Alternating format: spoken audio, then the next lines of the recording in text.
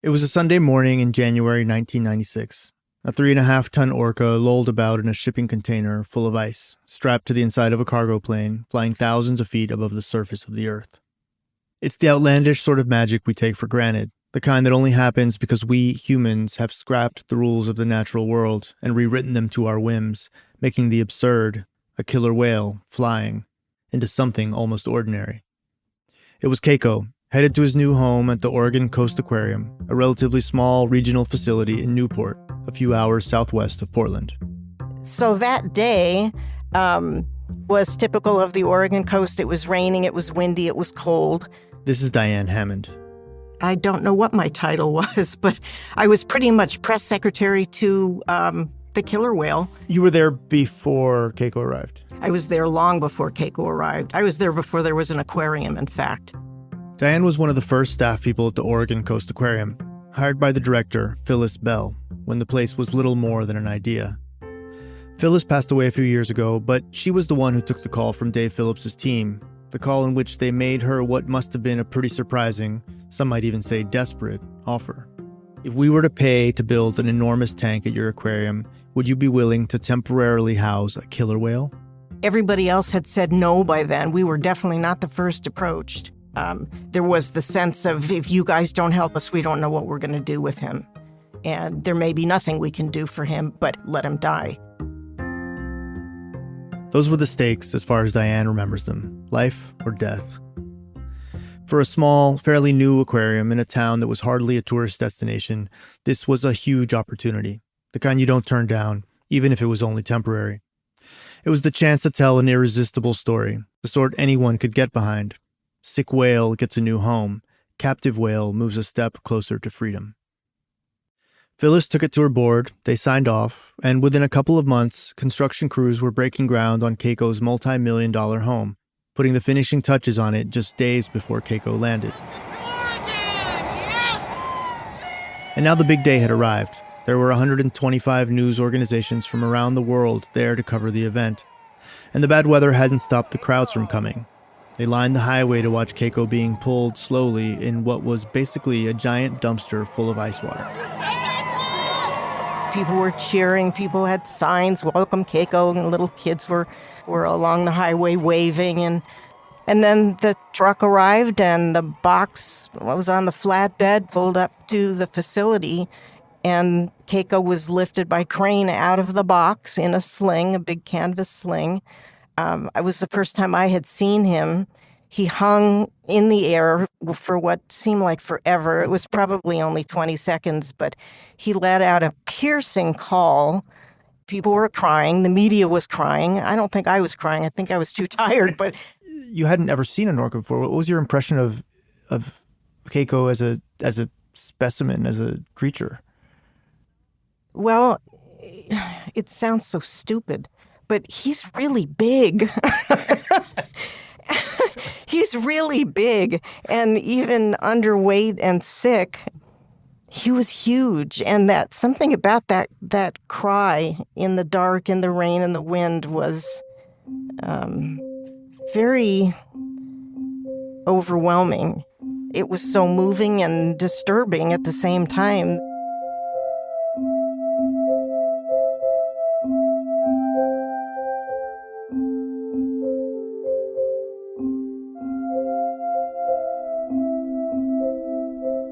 Diane told me she was struck by a deep, almost apologetic sadness, awed by the scale of what was owed to this animal, at the hubris of what was being attempted, the presumption of it. We played God at that point, and I felt committed to the project and absolutely certain that we would make his life better, no matter what the outcome, just by getting him there. The story we were telling was a beautiful story of things going right, a simple story about illness and suffering and rehabilitation. But he was so other. He's so not human. And it, for me anyway, gave me an overwhelming sense of responsibility to do the right thing for this animal.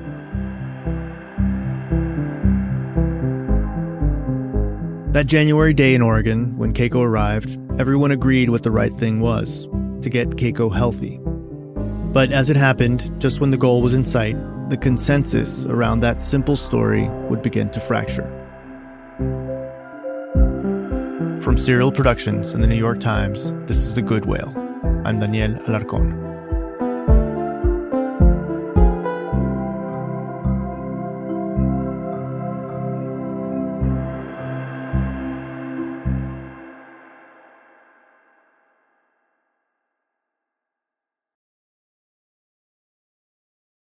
So the plan for Keiko is rescue, rehab, release.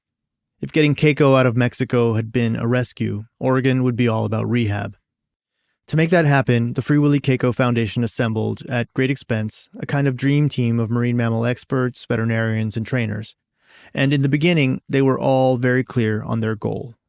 When I started, the entire focus was to get Keiko well and see if we could not let him die there at the aquarium. That's Nolan Harvey, who was in charge of Keiko's rehabilitation. He'd moved to Newport, Oregon from an aquarium in Tacoma, where he'd been a staff biologist working with baby walruses, raising them, feeding them by hand. Years later, they're still his favorite. Big dogs with big flat feet, he calls them. He even has one tattooed on his forearm. As for whales and dolphins, Nolan had worked with them before, too. Training and rehabbing and caring for them, including for 14 years at SeaWorld. So he was prepared for the challenge that Keiko represented. And though he'd heard that the whale wasn't in good shape, it wasn't until Nolan met him that he understood just how dire the situation was. This animal's not healthy. I mean, we got him out of Mexico in time. And I don't know if you've seen any of the old footage of when we first released him into the pool, but his body shape is what we called a worm. You know, he had a very fat head, a very, very, very skinny body, and a tail. And that was not the ideal body. And when he swam, he was so out of shape. I mean, he really undulates. Go watch his original footage when he's in the pool. It looks like a worm, moving through the water, or a leech. After this interview, I took another look at the footage, and it's true. Keiko has a neck that you can see when he swims. Orcas are not supposed to have necks, at least not visible necks. I get that now. So yes, Nolan and the rest of the staff had a lot of work to do. The good news is that in Oregon, at least, there was the space to do it. Compared to his pool at Reno Aventura, Keiko's new tank was luxurious. 150 feet long, 75 feet wide, more than 3 times the size of his previous confines. The new tank was filled with 2 million gallons of filtered seawater, much colder than the water in Mexico, at a temperature they hoped would help clear up the papillomavirus Keiko had developed. The depth was important too. At Reno Aventura, Keiko hadn't been able to fully submerge vertically because the pool was too shallow. He couldn't dive or spy hop, meaning he couldn't pop his head out of the water vertically.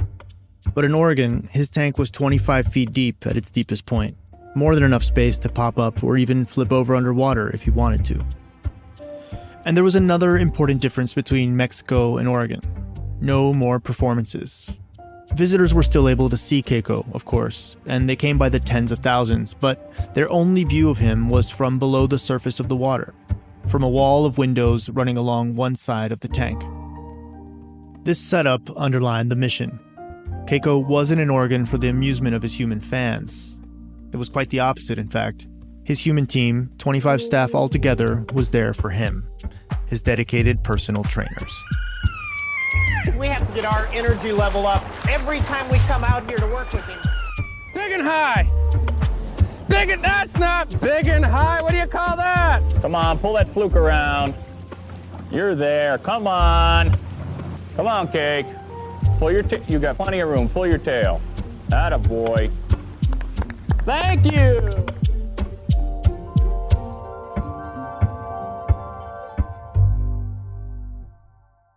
Keiko had work to do.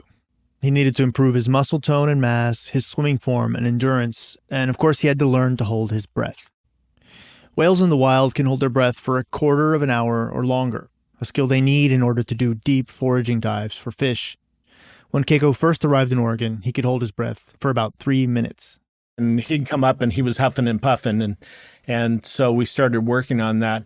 And Then we'd go, a little bit longer, and we'd start seeing the 3-minute, 5-minute, 7-minute.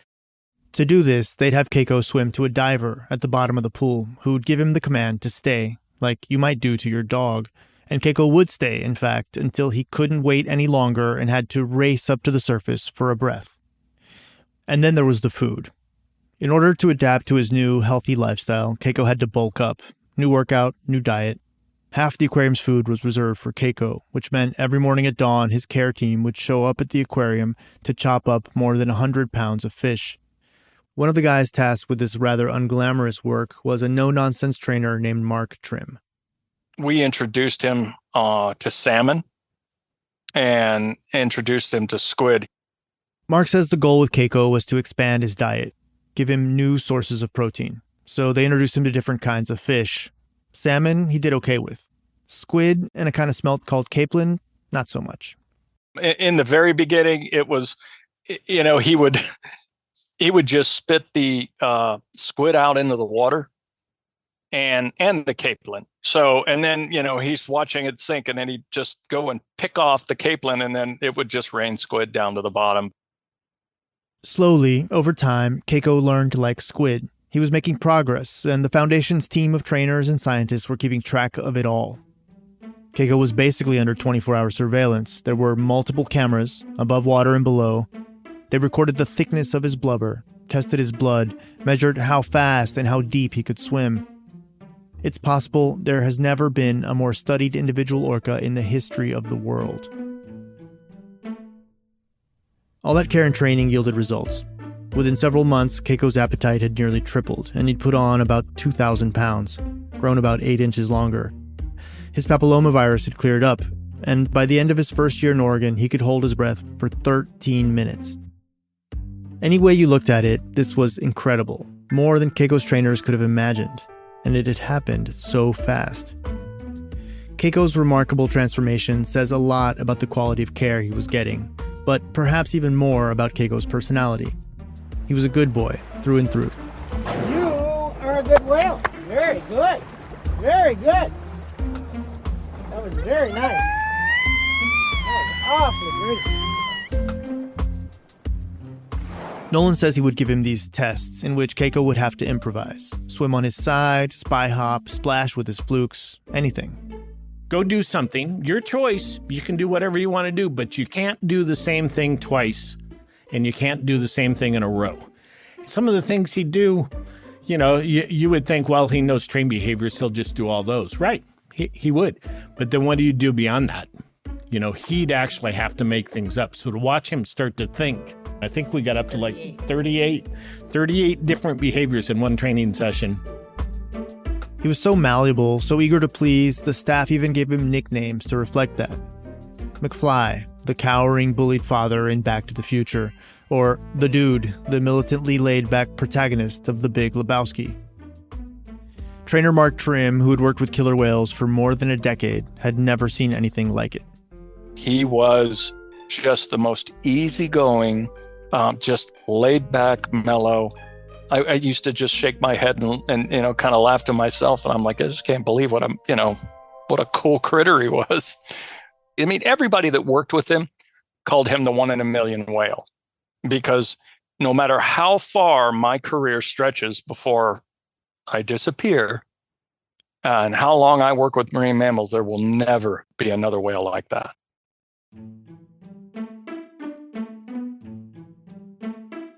And at the end of his long, strenuous days of training, Keiko would unwind by watching television, which is, totally relatable. Celebrity whales, they're just like us.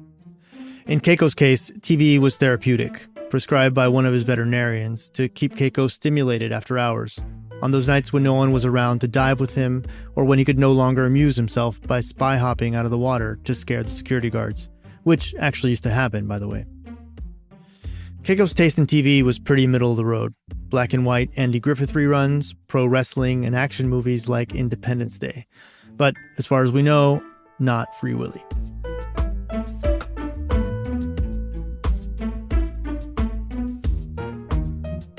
Because of their celebrity resident, the small town of Newport, Oregon was suddenly a tourist destination, with people coming from all over the country and the world to see Keiko. and he had quite an effect on his visitors. One of the trainers told us Keiko caused intelligent adults to dissolve into a kind of baby talk version of themselves. You can hear what he does to this CNN reporter, who's totally fangirling as she's about to record a segment by his viewing window. 30 seconds. 30 seconds, Jim. He's coming over. Yes. Oh my God, look at this. Look at this. Oh my God, that's so cool. Oh my goodness. Diane Hammond, Keiko's press secretary, told me Keiko was known to swim right up to the window, presenting his giant eye to the crowd or to one person, a kind of staring that felt like a connection.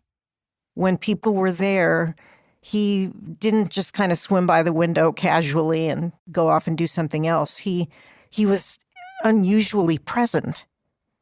We used to say, when Keiko looked at you, you were seen.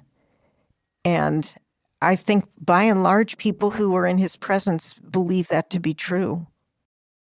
Seeing and being seen by Keiko was something people were willing to travel considerable distances for.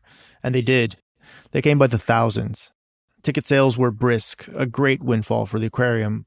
But really, everyone was making money, including the town of Newport, where visitors rented cars and booked hotel rooms, ate the local restaurants, poked around the shops overflowing with Keiko paraphernalia.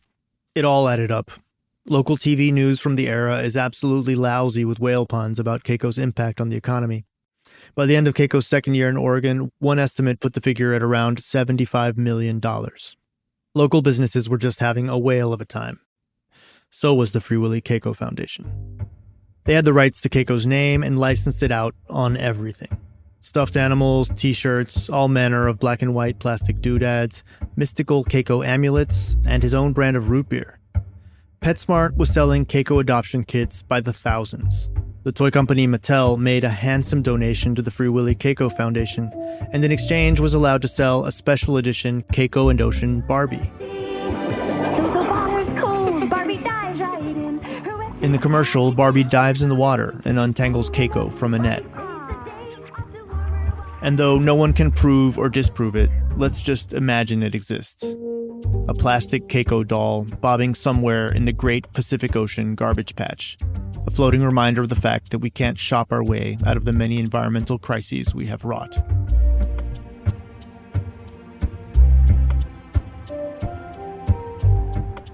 Dave Phillips, the founder of the Free Willy Keiko Foundation, the guy who spearheaded the plan to move Keiko from Mexico, well, it hadn't escaped his attention that people in Newport loved this orca. But Dave's plan had always been to get the whale to the ocean, since before Keiko even left Mexico City. Remember, it was rescue, rehab, release. Oregon was just a way station, but Dave knew this wasn't going to be easy for the town to accept. I said to myself, when I first came, they gave me free rental cars. They wanted a free place to stay. I was like given the key to the city. And then I was like, you know what? When it's time for Keiko to go, we're going to be the most unpopular people in town. The way Dave saw it, the healthier Keiko got, the closer he was to leaving. Our criteria is when we think that he's capable of going to a sea pen back in his home waters, if we can do that safely, that's what we want to do. And here they were. A year into his rehabilitation, Keiko was objectively stronger, objectively healthier. Everyone wanted him to get better, so great, they'd done it. Now what? That's after the break.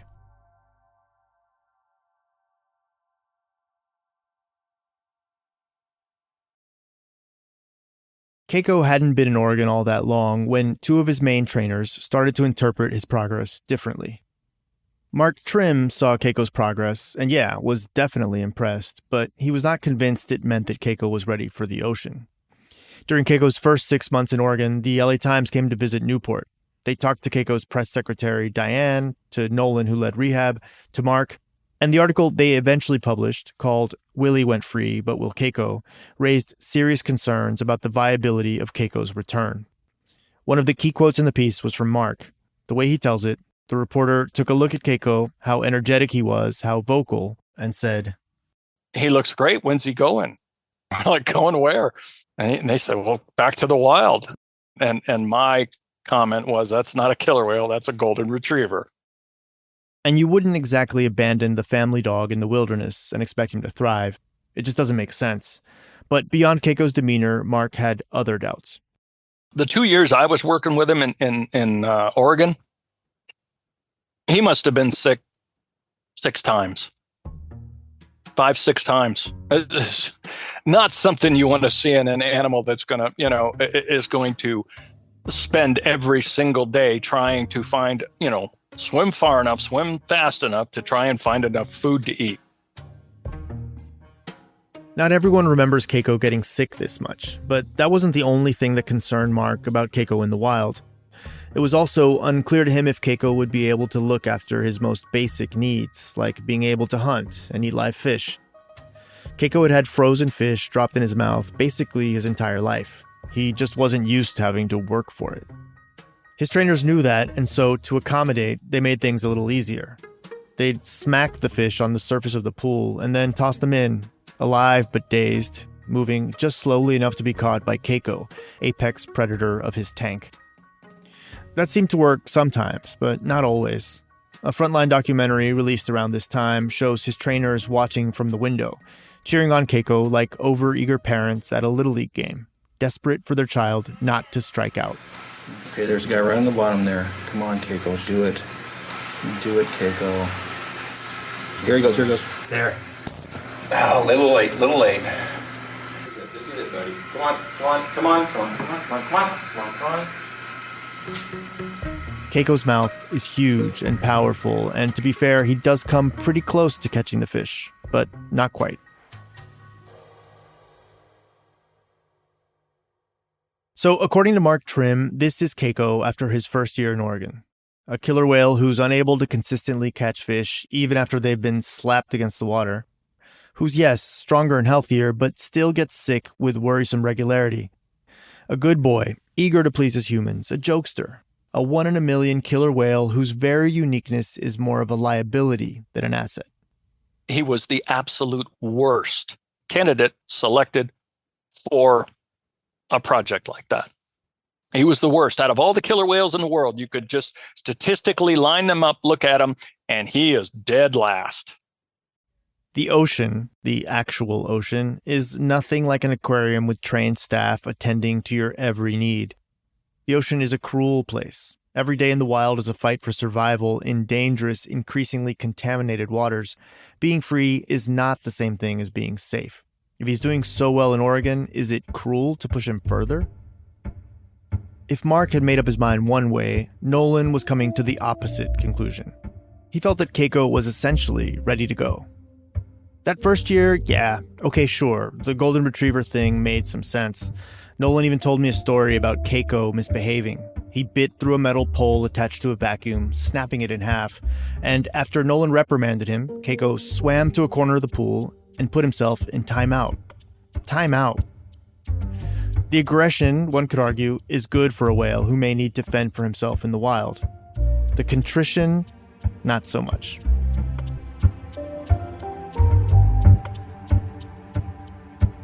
But a year later, Nolan was feeling more positive about the idea of Keiko going back to the ocean. Keiko was in the best shape of his life, able to hold his breath about as long as an orca at sea might. On top of that, he was beginning to sound like a whale.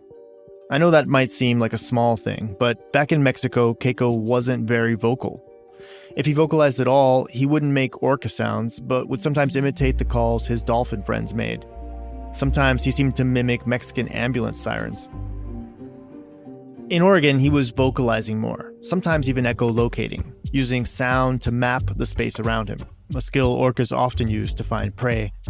But the thing that gave Nolan the most confidence was Keiko's willingness to rise to every challenge.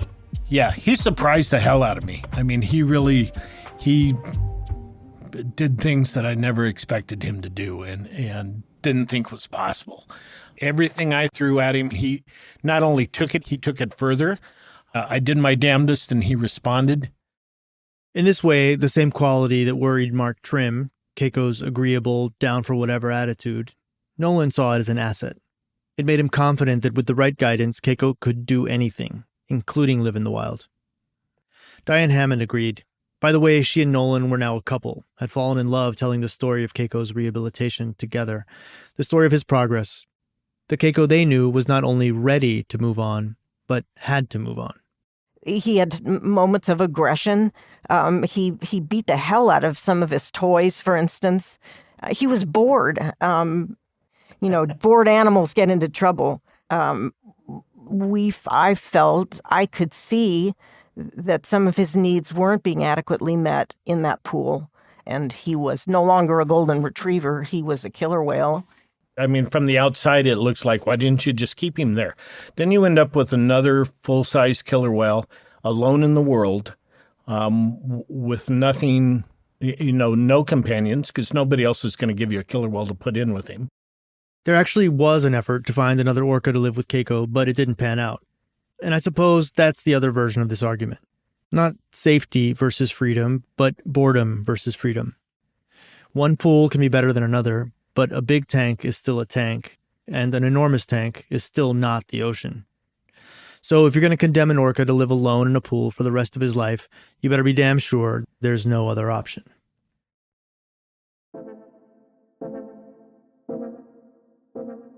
By the spring of 1997, the rift between those who thought Keiko was ready to go to the ocean and those who thought he might never be ready was widening.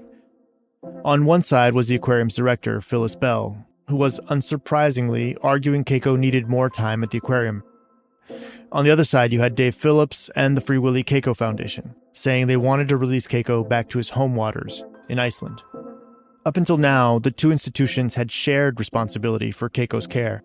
But in June 1997, the foundation sent a memo to the aquarium. From that moment forward, they would no longer need aquarium staff. Anyone who wanted to work with Keiko had to come work for them. The lines were clear now. It was the foundation versus the aquarium. Diane and Nolan made their choice. They defected from the aquarium to accept positions at the foundation. The problem was, everyone on all sides of this conflict still worked in the same physical space. Only now some of them had a different boss. That's really where I felt that the tide turned. That seemed to be the set-off for Phyllis. It's like, how dare we go on our own type of thing. And was there beef, like people wouldn't sit at the lunch table with each other anymore, or was it... Oh, we never even really spoke to each other after a while. By early fall, Phyllis Bell, the aquarium's director, had all but declared war against the foundation. She announced to the press that Keiko was sick, too sick, the implication was, to be moved to Iceland. All we're asking for is an independent medical evaluation. We'd like to see somebody come in and do it, a team of scientists and vets that aren't affiliated with either organization, and that would satisfy our needs to say whether or not Keiko is healthy or not. The foundation was appalled. To them, this was a thinly veiled plot to keep Keiko right where he was. In an attempt to wrest control of the narrative back from the aquarium, Dave Phillips shot back with his own presser. In our view, the aquarium has made unsubstantiated and false claims that Keiko is not well, when in reality, the evidence shows that Keiko is well. And it appears to us, it certainly appears to me, that this is part of an effort to undermine our activities and prevent Keiko from being released. All the whale people I've talked to are disarmingly nice. So the tape you just heard from Dave, it's the whale people equivalent of flipping over a table. Make no mistake, this is a fight now. Because, yeah, it's true that Keiko had been sick, the foundation was saying, but he was better now. And in any case, they argued, Keiko's health problems were squarely the aquarium's fault. They were the ones who hadn't been keeping up with the water quality in his tank. Some people even implied this was intentional sabotage, meant to make Keiko too sick to leave. The water quality went to hell, and it went to hell in a pretty simple way. It would have been very easy to fix. I believe it was deliberate. I can't give you a date and a how, but the Oregon Coast Aquarium always had control of the water quality and the filtration of the pool. No, not the people I knew, and I knew everybody there. Mark Trim, golden retriever guy, he'd left the project altogether by that point. But he stayed in touch with the people who still worked at the aquarium, and he found allegations like these absurd. Nobody at that facility that I knew of would sanction or condone or ever intentionally reduce the water quality just because they wanted to make a point on something like that. I mean, that animal was prone to getting sick anyway. I mean, all you're doing is inviting disaster. So with the state of Keiko's health in dispute, the relationship between the two organizations was tense, dysfunctional, even petty. Eventually, the aquarium changed the locks and took away the foundation's keys so that Keiko's staff could only access their whale during normal business hours, and otherwise had to fetch someone to let them inside. By the fall, the feud was national news, getting coverage in the Washington Post, the Wall Street Journal, and USA Today, where it was described as a, quote, big money power struggle. How exactly you might explain all this bickering to children, Keiko's first and most devoted fans, is unclear, but it's no longer the same story it once was. We're far now from the simplistic but effective emotional punch of the movie's climax. Far from Mexico's noble sacrifice in search of the sick whale they loved. Far even from the consensus of just a few months prior, when everyone was united in the goal of making Keiko well again. It's not surprising that in the midst of all this disagreement, someone would try asking Keiko directly what he wanted. Bonnie Norton was an animal communicator, one of several who claimed to speak with Keiko regularly. She transcribed their conversations, which she later published in a book called Keiko Speaks by Bonnie Norton and Keiko. According to Bonnie, Keiko seemed to side with the aquarium, saying, quote, "I love it here. I am happy here. They know in their hearts I am better off here. They want me to be something I am not. I am not a wild whale. I am Keiko." And Bonnie didn't sit on this knowledge. As Keiko's departure from Oregon began to seem imminent, she organized a protest outside the aquarium. She carried a sign that on one side read, "Keiko plus Iceland equals too risky." On the other it read, "Keiko loves the children." A local news station covered the event. Hi, can I give you some information as to why it's risky for Keiko to go to Iceland? Most doubt her animal connections, but some don't disregard Norton's notion. Maybe Keiko should stay. The people of Newport may have sympathized with her cause, but no one else joined the protest that day. Literally no one. Maybe they understood it was simply too late.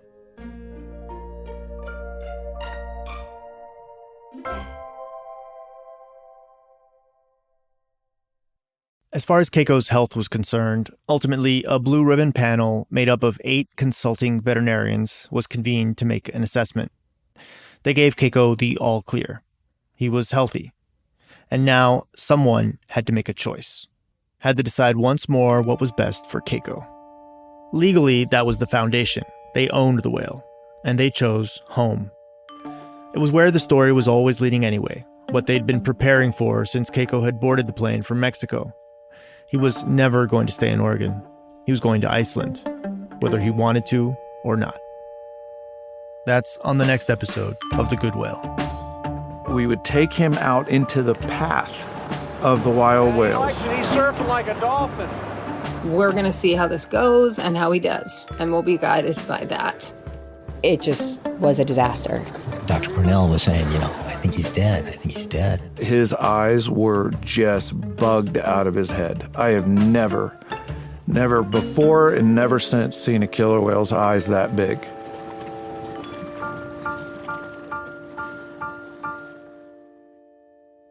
Be sure to sign up for our newsletter to see photos of the good whale himself. This week, you can see Keiko in his new tank in Oregon. Go to nytimes.com/serial newsletter. The Good Whale is written by me, Daniel Alarcón, and reported by me and Katie Mingle. The show is produced by Katie and Alyssa Shipp. Jen Guerra is our editor, additional editing from Julie Snyder and Ira Glass. Sound design, music supervision, and mixing by Phoebe Wang. The original score for The Good Whale comes from La Chica and Osman. Our theme music is by Nick Thorburn and additional music from Matt McGinley. Research and fact-checking by Jane Ackerman, with help from Ben Phelan. Tracking direction by Elna Baker. Susan Wessling is our standards editor. Legal review from Alameen Sumar and Simone Procas. Carlos Lopez Estrada is a contributing editor on the series. The supervising producer for Serial Productions is Nde Chubu. Mac Miller is the executive assistant for Serial. Liz Davis Moore is the senior operations manager. Special thanks this week to Peter Noah, Beverly Hughes, Mark Colson, Bob Ratliff, Craig McCaw, and Dalia Kozlowski.